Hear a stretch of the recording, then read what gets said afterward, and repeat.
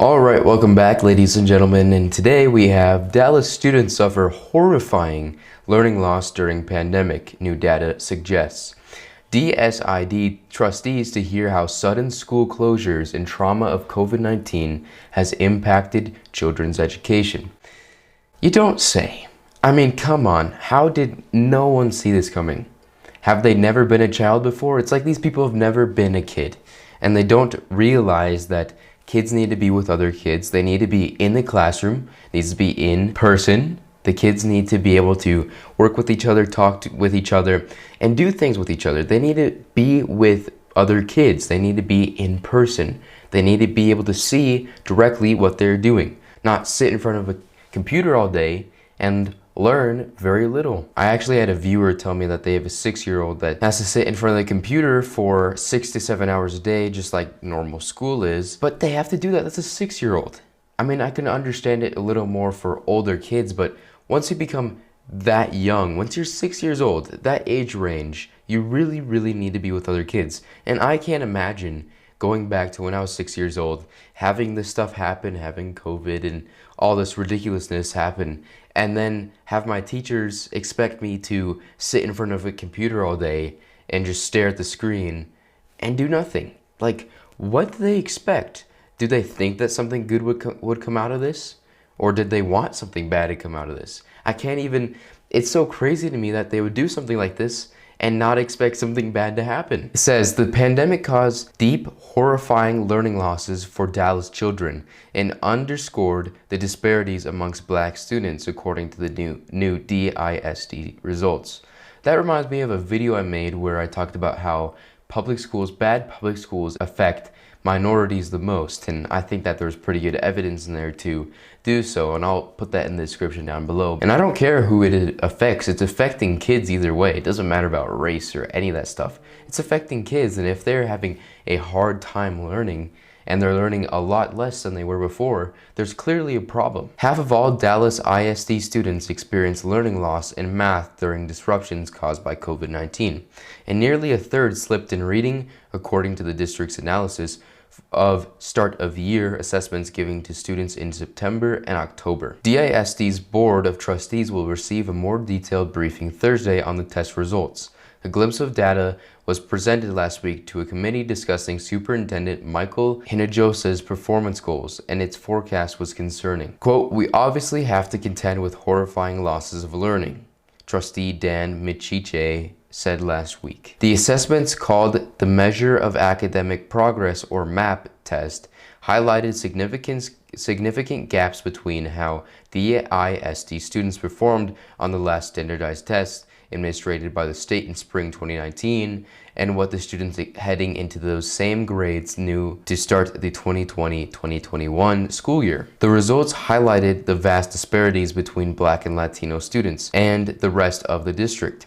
In math, for example, the percentages of Black students reaching the meets grade level projections ranged from 7.5% in 4th grade to 17.9% in 8th grade, compared with a range of 41.8% to 61.2% for white students in the district. Those are terrible numbers. Those are really terrible numbers to hear, that the meets grade level, that they're not even meeting the grade level standards, and that they're between 7.5% in 4th grade to 17.9% in 8th grade.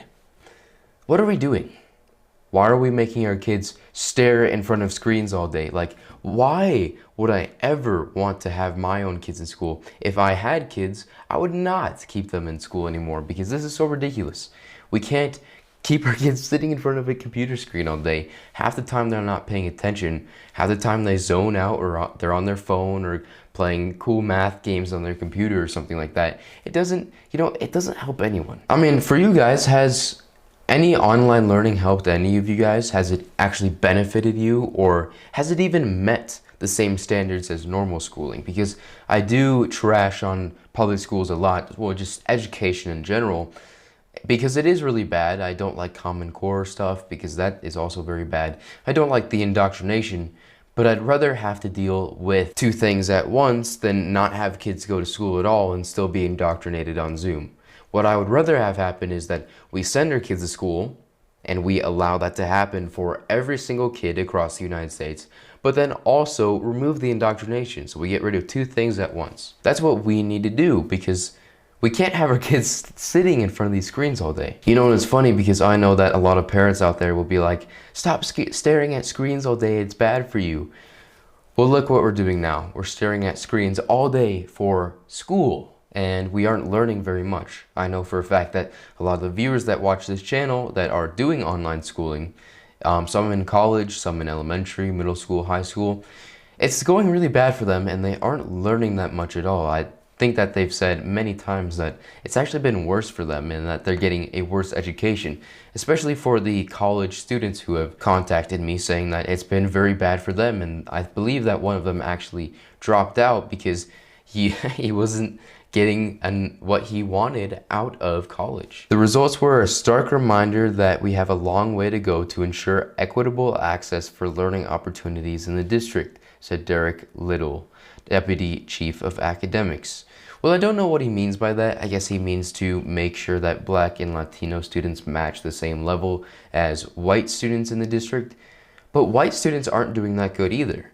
41.8% to 61.2% for white students is not a good average for them. It's a bad range still. I think it should be more like at least 70% to maybe 85%. Because we want to get everyone, all students, no matter what race, all up to that same level. I don't get why everything has to be about race, but I guess we do need to fix it for everyone. It doesn't matter what race anybody is. Every race deserves the same education, and they all need to be on the same level for education, because we all need to make sure that kids are doing good. They all need to at least be on the same base level. Like I said, 70 to 85%. Of course, you're gonna have students that go below or exceed that level, but that needs to be a good average. In math, nearly every elementary and middle school grade level where the state's tests are given, students are heading into school this fall were less likely to show a good understanding of the subject material to be ready for next grade, sometimes by as much as 30 percentage points. 30 percentage points, and they're trying to get ready for the next grade level. That's, I don't even know what to say about that. That is just 30 percentage points. That also reminds me of the study that was done that shows that 12th graders in the United States have a 37% reading proficiency, and they also have a 24% math proficiency. Those numbers speak for themselves, and it just kind of lays out everything that's wrong with the education system. Almost everything. You know, we have problems with teachers, we have problems with students as well. Students don't really matter, they're out of the equation. But it's problems with teachers and indoctrination are the three main things that we have problems with. Well, of course, teachers' unions as well.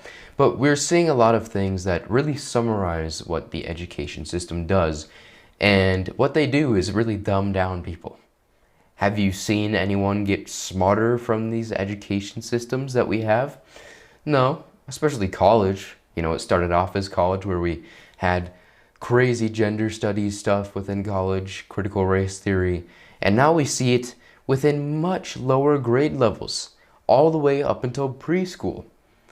This is obviously on purpose by people who want to make kids politically driven to one side, or at least it seems that way to me. It seems that one side, the right, which I can't really say there's two different sides, there's many different people, but I would say we have the reasonable people over here, which doesn't always mean the right, it generally does, and then we have the crazy people over here, which doesn't always mean the left, but it generally does.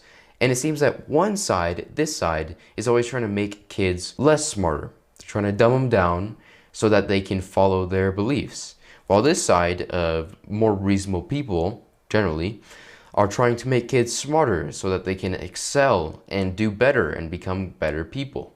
That's just what I've noticed. I could be wrong, but with those general two things that I've seen, I think that we need to fix things, and with the more reasonable people, I believe that we can do that. Anyway, guys, I mean, this is really terrible numbers yet again, but we can fix this. We absolutely can. And I see that there's a lot of chaos nowadays, but that allows many opportunities as well. So thank you guys so much for watching. Don't forget to like, subscribe, turn notifications on. Go check out these two videos you see right now up on screen. Thank you guys so much, and I'll see you guys next time.